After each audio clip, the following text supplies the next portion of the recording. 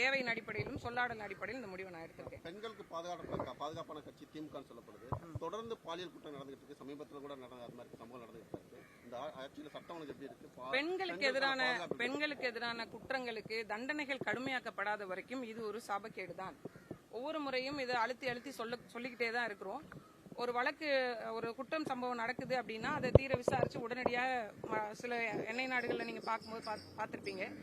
அந்த இடத்துலயே நாங்க மரண தண்டனை கூட நாங்க சொல்லல. ஆனா தண்டனைகள் கடுமையாக்கப்படணும். மீண்டும் அந்த தவறை செய்வதற்கு அவங்களுக்கு ஒரு பயம் வரணும்.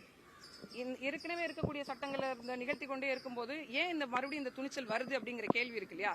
தண்டனைகள் கடுமையாக்கப்படணும். விசாரணை உடனே துரிதப்படுத்தப்பட்டு அவங்களுடைய உண்மையிலேயே அவங்க குற்றம் பண்ணியிருக்காங்க அப்படின்னு உறுதியாயிடுச்சுன்னா எந்த தயவுதாட்சணையும் பார்க்காம அவங்களுக்கான மிக கடுமையா, நான் மரண தண்டனைக்கு எதிரான ஆள் தான். ஆனா இந்த மாதிரி ஒரு 14 வயசு பிள்ளை, ஒரு 10 வயசு பிள்ளை, இது என்ன நடக்குதுன்னே தெரியாம இருக்கக்கூடிய பிள்ளைகளை இந்த மாதிரி சீரழிக்கிறதுக்கு என்னை பொறுத்த வரைக்கும் மரண தண்டனை தப்பே இல்லை நான் சொல்லுவேன். அந்த மாதிரி தண்டனைகள் கடுமையாக்கப்பட்டா பெண்களுக்கு எதிரான குற்றங்கள் குறையும் அப்படின்னு